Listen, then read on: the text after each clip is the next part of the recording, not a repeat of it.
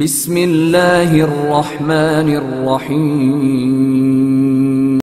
اعوذ باللہ من الشیطان الرجیم بسم اللہ الرحمن الرحیم وَأَمَّا فِي مَشْتَبَهَا فَلَا يَبْعُدُ أَن يُقَالَ بِالْاِعْتِبَارِ۔ بحث ہماری یہ چل رہی تھی کہ جب مختلف لوگ ہیں جو ناقل اجماع ہیں، آیا وہ حسن رائے معصوم کی بات کرتے ہیں یا حدثاً بات کرتے ہیں؟ اگر ہمیں اس بات کا علم ہو کہ اس ناقل نے حسن رائے معصوم کو جانا ہے، کوئی شک نہیں کہ منقول الہ کے لیے وہ حجت ہے، اور اگر اس بات کا پتہ ہو کہ یہ جو ناقل اجماع ہے اس نے رائے معصوم کی شمولیت کا حدث لگایا ہے، اس میں پھر گزشتہ درس میں باتیں ہوں گی کہ آیا منقول الہ بھی اس کا قائل ہے یا نہیں ہے۔ اگر نہیں ہے تو ہم نے کہا تھا اگر حدثی ہے تو ادلہ حجیت خبر واحد اس کو شامل نہیں ہیں۔ کیوں؟ اس لیے کہ ادلہ حجیت خبر واحد خبر حسی کی حجیت کی بات کرتے ہیں، حدثی کی حجیت کی بات نہیں کرتی۔ ٹھیک ہو گیا جی؟ یہ تو تھا کہ ہمیں پتہ تھا کہ جس نے اجماع کو ناقل کیا ہے آیا وہ حسن اس کا نظریہ ہے، خود معصوم سے سنا ہے، یا حدثاً یعنی ملازم عقلیہ کا قائل ہے، یا عادی کا، یا اتفاق جو بھی ہے۔ آج کے درس یہاں سے ہے کہ فی مشتبہ الحال، ایک ناقل اجماع نے اجماع کو ناقل کیا، ہمیں معلوم نہیں ہے کہ اس کا نظریہ کیا ہے، آیا وہ شمولیت معصوم کوئی حسی کا قائل ہے، حدثی کا قائل ہے، تو حدثی بھی آیا پھر وہ ملازمہ عقلیہ یعنی لطف کا قائل ہے، یا حدث عادی الاخری، ہمیں معلوم نہیں ہے اس کے بارے میں، لیکن اس نے نقل اجماع کیا ہے۔ ایسی صورت میں ہم کیا کریں؟ فرماتے ہیں ایسی صورت میں کہ جہاں ناقل کے بارے میں معلوم نہ ہو، بعید نہیں ہم اس بات کے قائل ہو جائیں کہ یہاں پر بھی ادلہ حجیت خبر واحد اس کی حجیت کو شامل ہیں۔ کیوں جناب؟ فرماتے ہیں اس لیے خبر واحد کی جب ہم بحث کریں گے انشاءاللہ، اور اس میں آیات کی بات بھی ہوگی، روایات بھی ہوں گی، ان میں سے ایک دلیل اور عمدہ دلیل وہ آئے گی بنائے عقلاء کہ خبر ثقہ کی حجیت پر سب سے مضبوط دلیل وہ ہے بنائے عقلاء۔ اب بنائے عقلاء کیا ہے کہ جب کوئی شخص قابل وثوق ان کو آ کر خبر دیتا ہے تو عقلاء اس کی اس خبر کو قبول کرتے ہیں، اس پر ترتیب اثر دیتے ہیں، اس کے مطابق عمل کرتے ہیں جو کرنا ہوگا۔ ٹھیک؟ فرماتے ہیں اب ہم دیکھتے ہیں بنائے عقلاء اس بات پر ہے کہ اگر ایک قابل وثوق شخص ان کے پاس خبر لے کر آتا ہے تو وہ پھر اس جستجو میں نہیں جاتے کہ آیا یہ جو مخبر ہے اس کی خبر حسی ہے یا حدثی ہے، یعنی حس و حدث کی تحقیق میں وہ نہیں جاتے، بس چونکہ مخبر قابل وثوق ہے سے کہے بس وہ اس کی بات کو مان لیتے ہیں، حس اور حدث کی تحقیق میں نہیں جاتے۔ تو پس یہاں پر بھی اگر ناقل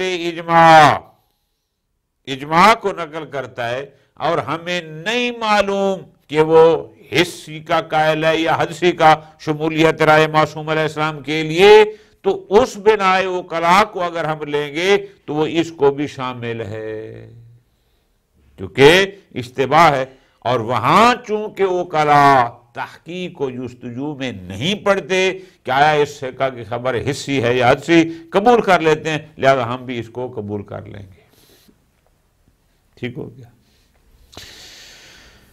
لیکن پھر ایک قدم پیچھے ہٹ جاتے ہیں، لیکن متاسفانہ چلو جہاں اشتباہ ہو کہ یہ ناقل اجماع پتہ نہیں رائے حسی کی بنیاد پر کر رہا ہے یا حدثی کی بنیاد پر، وہ تو ہے ٹھیک، لیکن یہ جو ناقلین اجماع ہیں، جو بھی زمانہ غیبت کے فقہا ہیں اور جہاں جہاں دعوی اجماع کرتے ہیں، ہمیں پتہ ہے کہ یہ سارے حدثاً شمولیت رائے معصوم کے قائل ہیں، اب چاہے وہ قاعدہ لطف کی بنیاد پر ہوں یا ملازمہ عادیہ کی بنیاد پر ہوں یا اتفاقاً کے قائل ہوں، ہیں حدثی۔ تو جب ہمیں کنفرم ہے کہ یہ حدث کی بنیاد پر کہہ رہے ہیں، جبکہ ادھر وہ ادلہ وہ تو خبر کے حصی کی حجیت کی بات کرتے تھے، یا اشتباہ تھا تو نہ یہ حصی ہونا کنفرم ہے نہ ہمیں اشتباہ ہے، ہمیں تو کنفرم ہے کہ یہ حدث ہے۔ تو جب حدث ہے، ادلہ حجیت خبر واحد ان دعویٰ اجماع کو شامل نہیں ہیں، چونکہ یہ سارے زمانہ غیبت میں کنفرم ہے کہ کوئی بھی حصی نہیں ہے، شاید کوئی ہو لیکن معلوم نہیں ہے، اور حدثی یا قاعدہ لطف کی بنیاد پر ہیں یا پھر ملازمہ عادیہ کی بنیاد پر ہیں۔ لہٰذا ایسی صورت میں ان اجماعات کا مشمول ادلہ حجیت خبر واحد ہونا مشکل ہے، چونکہ سارے حدث کی بنیاد پر کہہ رہے ہیں، ان کا حدث یہ ہے کہ رائے معصوم اس میں شامل ہوگی۔ ٹھیک ہو گیا، پیچھے ہٹ گئے، اس کا مطلب ہے سارے اجماعات ختم، کوئی ویلیو نہیں ہے۔ پھر آگے ایک جملہ فرمایا فلا بدہ، پھر تھوڑا سا اجماعات کو کسی حد تک قبول کرنے لگے ہیں، فرماتے ہیں ہاں اگر ناقل کا یہ نقل اجماع سبب تام نہ ہو کشف قول معصوم کے لیے، لیکن ممکن ہے کہ یہ جز اس سبب ہو۔ اچھا وہ کیسے؟ فرماتے ہیں آپ پہلے تو یہ دیکھیں کہ اس ناقل نے اجماع کو نقل کرتے ہوئے کن الفاظ کا سہارا لیا ہے، چونکہ الفاظ بھی اپنے محتوا کے لحاظ سے مختلف ہوتے ہیں۔ آیا اس نے اتفقا علماء نے کہا ہے، علماء نے کہا ہے، آیا اس نے اجمعت الامتو کہا ہے، آیا اس نے اجمع الفقہا ہو کہا ہے، کہا کیا ہے؟ یعنی نقل اجماع میں جو الفاظ استعمال کیے ہیں ان الفاظ کو بھی غور کرو، ٹھیک؟ پھر ناقل کیسا ہے؟ جس نے دعویٰ اجماع کیا ہے وہ کیسا ہے؟ آیا وہ اس شخص کی شہرت کیا ہے کہ وہ بہت ہی محقق مزاج آدمی ہے، جب تک کسی بھی مسئلہ کی تہ تک نہ جائے تب تک وہ بات کرتا نہیں ہے، فتویٰ دیتا نہیں ہے، یا بہت جلدی دعویٰ اجماع کر دیتا ہے؟ اس ناقل شخص ناقل کو بھی دیکھنا ہوگا۔ اسی طرح تیسری بات پھر یہ بھی دیکھنا ہوگا کہ کس مورد میں دعوی اجماع کیا ہے؟ آیا ایسا مسئلہ ہے جو عام البلوہ ہے، معروف مسئلہ ہے، کوئی نوادر میں سے نہیں ہے، آیا اس پر دعوی اجماع کیا، یا کوئی ایک نوادر میں سے ایک مسئلہ تو نادرتن ہے اور اس پر اس نے دعوی اجماع کیا؟ پس نقل اجماع کے الفاظ کو بھی دیکھے منقول الیہ، شخص ناقل کو بھی دیکھے منقول الیہ، اور مورد اجماع کو بھی دیکھے منقول الیہ۔ اب ان تینوں چیزوں کو دیکھنے کے بعد اگر تو اس خود کو مطمئن ہو جائے، اس کے لیے بھی ہو جائے کہ ہاں واقعاً یہ کاشف قول معصوم ہے، پھر تو مان لے گا۔ اگر نہیں ہے تو پھر کچھ ان کو لے لے اور باقی ماندہ پھر خود تحقیق کرے۔ یعنی ایک کہے کہ یہ اجماع ہے، اس کے ساتھ ایک اور اجماع منقول کو لے، یا اس اجماع منقول کو لے اس کے ساتھ شہرت فتوائیہ کو لے، یا کوئی شہرت روائیہ کو لے، جو بھی ہے شہرت کو لے لے، یا کوئی اور دلیل، پھر ایک وہ جو خود حاصل کرے، ایک اجماع منقول، اور ان دونوں کو ملا کر پھر شاید ایک سبب تام وجود میں آ جائے اور اس کو پھر اطمینان ہو جائے کہ اس میں معصوم کی رائے شامل ہے، پھر اس کے لیے حجت بن جائے گا۔ پھر آخر میں فرمایا ففہم، اس کو بھی عرض کرتا ہوں کہ ففہم کا مطلب کیا ہوگا۔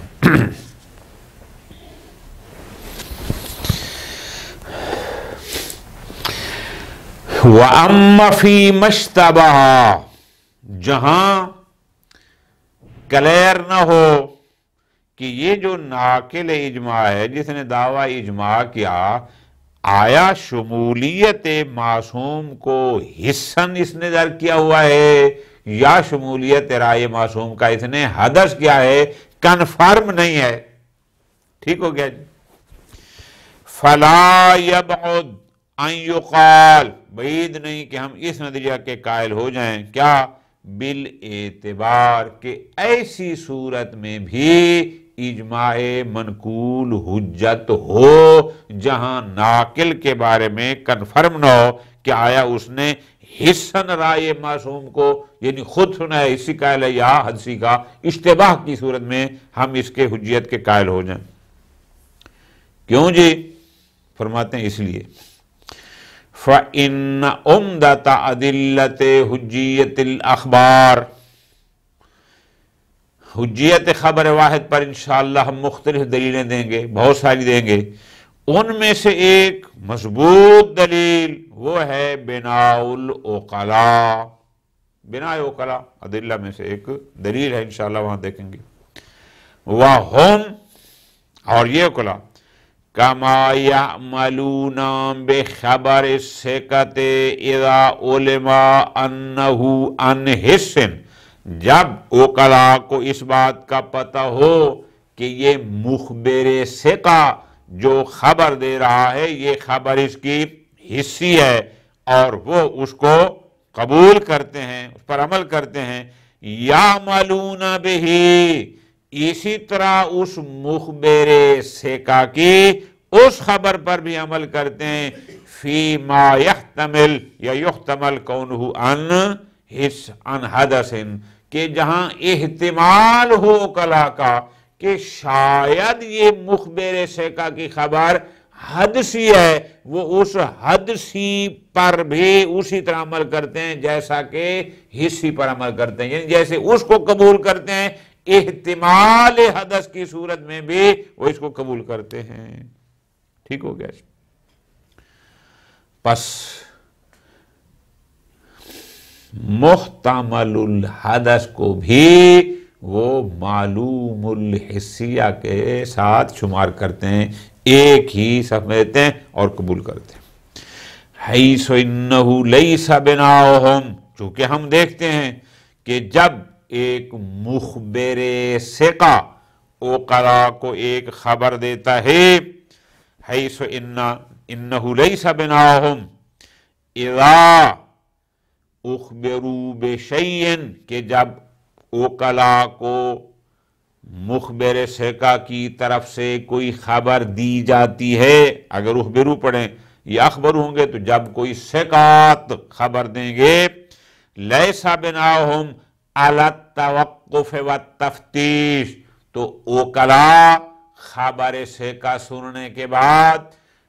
کوئی بریک نہیں لیتے، یہ نہیں دیکھتے کہ اچھا دیکھتے ہیں، پہلے تحقیق کرتے ہیں انہو ان حدث او حس، کہ آیا اس مخبر ثقہ کی خبر حسی تھی یا حدثی تھی، بعد میں دیکھیں گے، نہ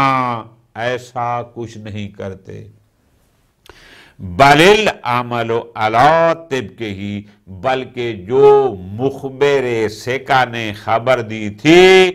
اس تحقیق کیے بغیر کہ وہ اس کی خبر حسی یا حدثی، بس وہ اس کی خبر کے مطابق عمل کرتے ہیں اور اس پر ترتیب اثر دیتے ہیں، والجرج علی وفقہ بدون ذالک، یعنی کوئی تحقیق واقعی کے دائرے میں کی طرف نہیں جاتے، اس کو قبول کر لیتے ہیں۔ اب آپ ترتیب سے چلیں گے تو آپ کو لطف آئے گا، ٹھیک ہے جی؟ کہ اگر ناقل اجماع کی حال اشتباہ ہے، ہمیں نہیں پتا کہ وہ رائے معصوم کی شمولیت حسی کی بنیاد پر ہے یا حدثی کی بنیاد پر، تو بعید نہیں کہ ہم کہیں کہ یہ حجت ہے، اس لیے کہ بنائے اوکلا اس صورت کو شامل ہے۔ آگے فرماتے ہیں نعم لا یبعد ان یکون بناؤہم علی ذالک، بالکل ٹھیک کہ جب کوئی مخبر ثقہ خبر لے کر آتا ہے تو بنائے اوکلا یہ ہے کہ وہ اس کی تحقیق میں نہیں جاتے، وہ اس کو ایسے سمجھتے ہیں جیسا کہ اس کی حصی ہے، اسی طرح لیتے ہیں، لیکن وہ تب لیتے ہیں فیما لا یکون ہناک امارہ علی الحدث، جب ان کے پاس اس خبر کے حدثی ہونے پر کوئی امارہ، کوئی قرینہ، کوئی دلیل نہ ہو تو، او اعتقاد الملازمہ فیما لا یرون ہناک ملازمہ، یا ان پر ایسی امارہ کہ جو ملازمہ کہ ان کے پاس ایسی بھی کوئی قرینہ نہ ہو کہ وہ کہیں کہ بھئی یہ حساب تو ملازمہ عقلیہ کا قائل ہے، جبکہ یہ اس مقام پر ملازمہ کے قائل نہیں ہیں، نہ ان کے پاس حدث پر کوئی امارہ ہو، نہ ان کے پاس اس مخبر کے ملازمہ عقلیہ پر کوئی ہو کہ جہاں پر یہ ملازمہ قائل نہ ہو، وہاں پر اوکلا اس کی بعد میں تحقیق نہیں کرتے اور اس کو لے لیتے ہیں۔ ٹھیک ہو گیا جی؟ خوب، اب ایک بات کلیئر ہو گئی، بہت توجہ، کون سی؟ کہ اگر مخبر خبر دے رہا ہے حصی، قبول کر لیتے ہیں، مخبر خبر دے رہا ہے لیکن معلوم نہیں ہے حصی حدثی، تحقیق نہیں کرتے، لیکن تحقیق اس وقت نہیں کرتے کہ جب ان کے پاس کوئی امارہ علی الحدث نہ ہو یا علی الملازمۃ العقلیہ نہ ہو تو،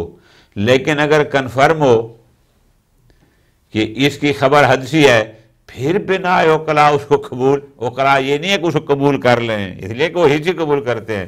ہمارے محل باس میں ایک مشکل پیش آ گئی، مشکل پیش کیا ہے کہ اگر تو اجماعات کے ناقل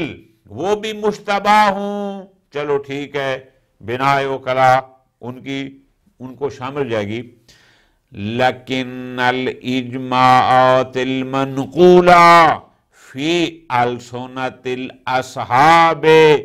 غالباً، لیکن یہ جو دعویٰ ہے اجماع جو ہم تک نقل آقا پہنچے ہیں 100% نہ صحیح، لیکن غالب طور پر جو اجماع منقول ہیں مبنیت علی حدث ناقل، یہاں ناقل کا حدث ہوتا ہے کہ رائے معصوم بھی شامل ہے، یعنی اس کے حدث کا ہمیں علم ہے، او اعتقاد الملازمت عقلاً، یا ہمیں پتہ ہے کہ وہ ملازمہ عقلیہ کا قائل ہے کہ جناب یہ قاعدہ لطف کے تحت کہہ رہا ہے یا ملازمہ عادیہ کی بنیاد پر کہہ رہا ہے کہ امام کی رائے اس میں شامل ہے، پس جب ناقل کا حدث یا اعتقاد ہمیں معلوم ہو گیا، اصلاً حصی والا پہلو اس میں ہے نہیں، اشتباہ بھی نہیں ہے، فلا اعتبار لہ، تو ایسے اجماعات منقولہ ہمارے لیے معتبر نہیں ہوں گے، ما لم ينکشف ان نقل سبب کون مستندن الی الحس، جب تک یہ کشف نہ ہو جائے، جب تک یہ معلوم نہ ہو جائے کہ یہ نقل سبب مستند الی الحس تھا، یعنی اس صاحب نے حسن خود امام سے یہ سنا تو وہ اجماع منقول حجت ہوگا، وَإِلَّا فَلَا اعتبار لہ۔ یہ اجماعات منقولہ جن کے بارے میں پتہ ہو کہ یہ حدث کی بنیاد پر ہیں، یعنی ناقل کا حدث ہے شمولیت امام کا، لا اعتبار لہ، یہ حجت نہیں ہیں۔ ٹھیک ہو گیا جی؟ اچھا، پھر کیا کریں؟ خلاصہ کیا ہوا؟ اس کا مطلب ہے یہ اجماعات جن کے بارے میں ہمیں غالب طور پر ہمیں علم ہے کہ غالب جتنے بھی اکثر، نادر کے بعد نہیں، غالب یہ مبنی علی الحدث ہیں، یہ ملازم عقلیہ کے قائل ہیں، کوئی قاعدہ لطف کے قائل ہے، کوئی ملازم عادیہ قائل ہے، جو بھی ہے اس بنیاد پر ہیں۔ اس کا مطلب پھر ان اجماعات کو تو بناء وکلا والی دلیل شامل نہ ہوگی، پھر چھوڑ دیں، ختم۔ فرماتے نہیں، ایک اور راستہ ہے، وہ کیا ہے؟ ذرا توجہ کرنی، فرماتے ہیں اب یہ اجماع جو بہت سارے ہیں اور نقل ہو کر ہم تک پہنچے ہیں، کیا ان سب کو چھوڑ دیں؟ فرماتے ہیں نہیں، بالکل ترک نہ کریں، ایک اور راستہ ہے، وہ کیا؟ فَلَا بُدَّ فِي الْإِجْمَاعَاتِ المنقولۃ بِأَلْفَاظِهَا الْمُخْتَلِفَةِ، یہ اجماع جو مختلف الفاظ کے ساتھ نقل ہو کر ہم تک پہنچے، یعنی کسی نے کہا علی ھذا الحکم اجماع، کسی نے کہا اجمعت الامہ، کسی نے کہا اجمع المسلمون الی آخری، یہ جو ناقل اجماع میں مختلف الفاظ استعمال ہوئے ہیں، ان الفاظ کو دیکھیں کس لحاظ سے؟ من استظہار مقدار دلالت الفاظہا، کہ اس اجماع کے ناقل نے ناقل میں کون سا لفظ استعمال کیا ہے اور اس لفظ کی دلالت کا معیار کیا ہے۔ مثلا اس نے کہا اجمع علماؤنا، بسا اوقات یوں کہتا ہے، بسا اوقات کہتا ہے اجمع المسلمون۔ دیکھو نا جی، جو الفاظ استعمال کر رہا ہے اجماع کے مختلف، ان کی دلالت کس پر ہے ان کو بھی دیکھا جائے گا۔ وَلَوْ بِمُلَاحَظَةِ حَالِ النَّاقِلِ، جو ناقل اجماع ہے خود اس کی حال کا بھی لحاظ کریں گے کہ یہ آیا ایسا ناقل تو نہیں کہ جو جگہ جگہ دعوی اجماع کر دیتا ہو، یا ناقل ایسا ہے کہ نہیں یہ بہت ہی تحقیق کرتا ہے اور جب تک کسی چیز کی تہ تک نہ پہنچ جائے تب تک بات نہیں کرتا، اس کو بھی دیکھنا ہوگا۔ وَخُصُوصِ مَوْضِعِ النَّاقِلِ، اور اس نے جو دعوی اجماع کیا ہے کس مسئلہ میں، کس مورد میں، آیا وہ مورد مسئلہ عام البلوہ ہے اور اس پر دعوی اجماع کیا ہے، یا کوئی ایک شال مورد ہے اس پر کیا ہے، اس کو بھی دیکھا جائے گا۔ پس نقل اجماع میں استعمال ہونے والے الفاظ کو دیکھیں،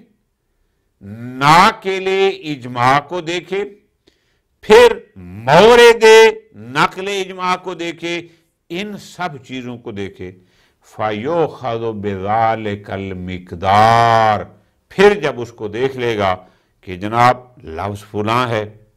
ناقل بھی ایسا ہے، مورد بھی ایسا ہے، پھر اس مقدار کو وہ لے گا وَيُعَامِلْ مَعَهُ كَأَنَّهُ الْمُحَصَّلِ، گویا کہ اس کے لیے وہ اجماع كَأَنَّهُ الْمُحَصَّلِ، گویا کہ وہ اجماع محصل بن جائے گا اس منقول الیہ کے لیے، چونکہ اس نے نقل اجماع کے الفاظ کو دیکھا، پھر اس کے بعد ناقل کے حالات شخصیہ کو دیکھا، پھر اس کے بعد مورد اجماع کو دیکھا۔ اب جب یہ ساری چیزیں آ جائیں گی، اب اس کو لے گا معیار کیا ہے، اب یہ بن جائے گا محصل۔ فَإِنْ كَانَ بِمِقْدَارِ تَمَامِ سَبَب، اگر تو ان تینوں چیزوں کا معیار ایسا تھا کہ رائے معصوم کے کشف کے لیے یہ سبب تام بن سکتے ہیں، بہت اچھا کہ اس نے دیکھا کہ اللفظ یہ استعمال ہوئے، شخص اس قسم کا ہے، مورد ایسا ہے، اور اس نے دیکھا کہ ان چیزوں کو جب ملایا، ان کو ملانے کے بعد وہ سمجھتا ہے کہ یہ کشف رائے معصوم کے لیے تمام سبب یعنی سبب تام ہے، خود یہ بھی سمجھتا ہے کہ یقیناً اس میں رائے معصوم ہوگی، یعنی کشف رائے معصوم کے لیے سبب تام ہے، فَبِهَا، مسئلہ حل ہو گیا۔ وَإِلَّا، لیکن اگر یہ تینوں چیزیں دیکھنے کے بعد وہ کشف رائے معصوم کے لیے سبب تام بننے کے معیار پر پوری نہ اترتی ہوں، فَلَا يُجْدِي، پھر یہ اجماع منقول اس کو کوئی فائدہ نہیں پہنچائے گا۔ اچھا جی، ما یہ علیحدہ ہے، ہاں پھر کیا کرے، سبب تام تو ہے نہیں، فرماتے ٹھیک ہے اس کا اور طریقہ ہے، ما لم یزم الیہ، جب تک یہ منقول الیہ اس اجماع منقول کے ساتھ کہ جو اجماع منقول اس کے لیے کشف رائے معصوم کے لیے سبب تام نہیں تھا، تو وہ ڈائریکٹ خود وہ تو مفید نہیں تھا، لیکن یہ کیا کرے گا، اس کے ساتھ ضم کرے گا، کیا، مما حصلہ، جو اس نے خود تحقیق کی ہے، ایک اجماع منقول وہ، اور ایک اس نے اگر خود محنت کی ہے، خود تتبع اقوال علماء کیا، اس کو اور اس کو ملائے، اور نقل لہ من سائر الاقوال، یا دیگر اقوال جو اس کے لیے نقل کیے گئے، مثلا شہرت فتوائیہ یا کوئی اور اجماع منقول، اس کو اس کے ساتھ ضم کر دے کہ ایک وہ اجماع منقول اور ایک یہ شہرت، ایک وہ اجماع منقول اور ایک یہ ملا دے، او سائر الامارات، یا اس اجماع منقول کے ساتھ ملائے دیگر امارات کو، وہ امارات جو کنفرم حجت نہیں ہیں ان کو اس کے ساتھ ملا دے گا، پھر اس کے ساتھ یضم ملائے گا ما بہی تما، اور یضم کا مفعول ہے کہ اس کے ساتھ ملائے ما وہ چیزیں بہی تما جس کے ذریعے وہ سبب تام ہو جائے، تو پس گویا وہ اجماع منقول ایک جز ہو گیا، ساتھ یہ دیگر امارات ہو گئیں، کوئی شہرت فتویہ یا روایت ضعیفہ یا فلاں، اب یہ جب مل جائیں گے تو پھر اس کے لیے وہ سبب تام بن جائے گا کشف رائے معصوم کے لیے۔ لیکن فرماتے ہیں فَفْہَمْ، کہ شاید یہ بات بھی درست نہ ہو، کیوں، اس لیے کہ قانون ہے دو کہ وہ جیسے معروف جملہ ہے صفر جمع صفر برابر ہے صفر، یہ بھی لا حجت وہ بھی لا حجت، تو جب نہ یہ حجت ہے نہ وہ حجت ہے، دو لا حجت مل کے ایک حجت کو وجود کیسے دیں گے، فَفْہَمْ یہ گویا کہ یوں ٹرن ہے پہلی بات سے کہ شاید یہ انضمام بھی اس کو فائدہ نہ پہنچائے۔ وصلی اللہ علی محمد وآل محمد۔